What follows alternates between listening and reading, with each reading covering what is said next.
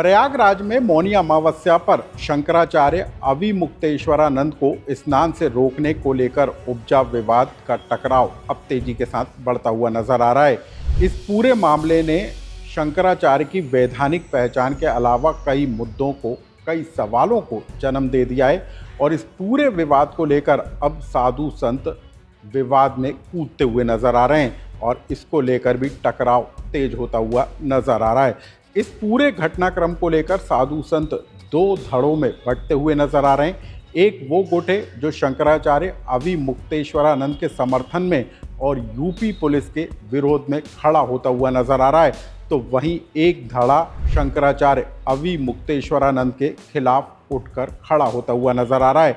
नियम प्रक्रियाओं को लेकर अब सवाल उठते हुए नजर आ रहे हैं। सवाल इस बात को लेकर भी उठाया जा रहा है कि क्या गंगा स्नान के तट तक शंकराचार्य का रथ पर सवार होकर जाना सही प्रक्रिया का हिस्सा है। इन तमाम सवालों को हम आपको समझाने की कोशिश करेंगे और बताएंगे कि कैसे साधु संतों के उच्च स्तर के जो साधु संत हैं वो कैसे इस पूरे विवाद में कूदते हुए नजर आ रहे हैं और अपनी अलग अलग प्रतिक्रिया के जरिए इस पूरे मामले को हवा देते हुए दिखाई दे रहे हैं। नमस्कार, मैं हूं अनुराग श्रीवास्तव और आप देख रहे हैं लोकमत हिंदी।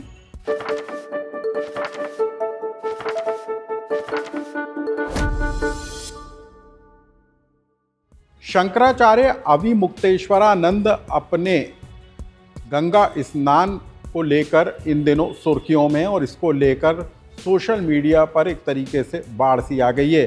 सवाल उठाए जा रहे हैं, प्रश्न पूछे जा रहे हैं और नियम प्रक्रियाओं का हवाला दिया जा रहा है। वैधानिक पहचान को लेकर भी सवाल उठते हुए नजर आ रहे हैं। पदवी को लेकर भी विवाद खड़े होते हुए दिखाई दे रहे हैं। सुप्रीम कोर्ट से लेकर शंकराचार्य की नियुक्ति तक को लेकर सवाल उठते हुए नजर आ रहे हैं, लेकिन इन सब के बीच में अब साधु संतों के बोल भी मुखर होते हुए दिखाई दे रहे हैं। हम आपको उन दो बड़े जो साधु संत हैं उनके बयान सुनाएंगे और आपको बताएंगे कि कैसे इस पूरे मामले ने अब तूल पकड़ लिया है। शारदा पीठ के शंकराचार्य सदानंद सरस्वती ने इस पूरे घटनाक्रम को लेकर अपना विरोध जताया है। सदानंद महाराज ने मीडिया के सामने एक सोशल मीडिया के जरिए एक बयान जारी कर कहा है कि जिस तरीके से यूपी पुलिस ने शंकराचार्य के शिष्यों के साथ उनकी चोटी को पकड़कर बर्ताव किया वो बेहद निंदनीय है। सिर्फ इतना ही नहीं, सदानंद स्वामी ने ये भी कहा कि इस तरह की घटनाओं को अंजाम देना ठीक नहीं है और एक तरीके से शंकराचार्य को गंगा स्नान से रोकना गो हत्या के पाप के बराबर होता है। तो हम यदि इन बयानों को के मायने को समझें तो सदानंद स्वामी ने योगी आदित्यनाथ पर गो हत्या के पाप करने का आरोप लगाया। यहाँ पर जो है शंकराचार्य का बयान आया तो वहीं जगत गुरु रामभद्राचार्य का भी एक बयान निकलकर सामने आ गया। रामभद्राचार्य यूपी पुलिस की कार्रवाई का समर्थन करते हुए नजर आए। रामभद्राचार्य ने तो इतना तक कह दिया कि वो जगत गुरु हैं, जबकि अविमुक्तेश्वरानंद तो जगत गुरु भी नहीं है। और साथ ही जो रामभद्राचार्य हैं उन्होंने इस बात का भी हवाला दिया कि गंगा स्नान के लिए गंगा स्नान के तट तक रथ पर सवार होकर जाना गलत नियम का हिस्सा है। इसके अलावा रामभद्राचार्य ने पुलिस के द्वारा जो कार्रवाई की गई है उसको भी नियमानुसार बताया है।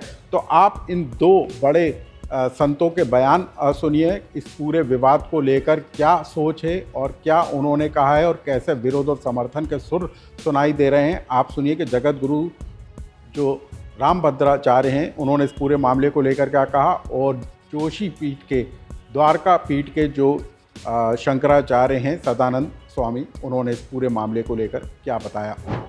अभी मौनी अमावस्या में स्नान के लिए दुखद घटना घटित हुई, जहां पटुक ब्राह्मणों को प्रशासन के कुछ कर्मचारियों के द्वारा, पुलिस प्रशासन के द्वारा चोटी पकड़ पकड़ के घसीटा गया। शिखा का अर्थ नहीं जानते ना ये लोग, धर्म का अर्थ ही नहीं जानते। पढ़ें तो जाने, शिखा जो होती है वो वहाँ ब्रह्मरंध्र होता है। ब्रह्मरंध्र का अपमान नहीं किया जा सकता है। वहाँ ब्रह्म साक्षात्कार करना यानी कुंडलिनी जागृत करने के लिए ही तो ब्रह्मरंध्र है। ये षट चक्र भेदन करके हम ब्रह्मरंध्र में साधक जाता है। इस तरह से ब्राह्मणों का, साधुओं का, यतियों का गंगा स्नान करने से रोका गया। आचार्य जी को रोका गया, शंकराचार्य जी को रोका गया, और पटुक ब्राह्मणों को, छोटे छोटे विद्यार्थी थे, साधु भी थे उसमें, उनको रोका गया, उनको घसीट करके उनको दंड दिया गया। तो ये प्रशासन का अहंकार, ये सत्ता हमेशा नहीं रहती है, कभी अपनी सत्ता का दुरुपयोग नहीं करना चाहिए।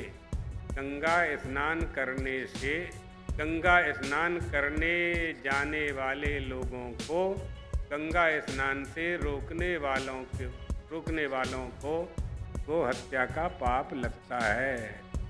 ये शास्त्र वचन है, मेरा वचन नहीं है, शास्त्र का वचन है। गंगा स्नान करने में जो विघ्न डालता है उसे गौ हत्या का पाप लगता है। इसलिए ऐसा काम कभी नहीं करना चाहिए। यदि कोई बल हमें प्राप्त हुआ है, कोई शक्ति हमें प्राप्त हुई है, कोई ताकत हमें प्राप्त हुई है, उसका दुरुपयोग नहीं करना चाहिए। प्रशासन के इस कृत्य की हम घोर निंदा करते हैं। अन्याय हुआ है। कौन कर रहा है? मुक्तेश्वरानंद। नहीं, अन्याय उनके साथ नहीं हुआ, उन्होंने अन्याय किया है। नियम ये होता है कि हम लोग भी, मैं तो जगत गुरु हूँ, वो तो अभी जगत गुरु भी नहीं है। नियम ये है कि गंगा तक रथ से नहीं जाया जाता। जब पुलिस ने रोका था उनको कि आप मत जाइए, हम लोग स्वयं संगम में पैदल जाते हैं, तो अन्याय उन्होंने किया था। सरकार ने नोटिस दिया कि आपको जो है किसने जो है बिल्कुल ठीक सरकार ने नोटिस दिया है, सब कुछ ठीक है। सुप्रीम कोर्ट का नियम नहीं मान रही सरकार। सुप्रीम कोर्ट का भी नियम नहीं मान रही है सरकार। सुप्रीम कोर्ट कहाँ नियम है? शंकराचार्य को लेके भी सवाल उठे हैं। अभी सुप्रीम कोर्ट ने शंकराचार्य को बनाया ही नहीं।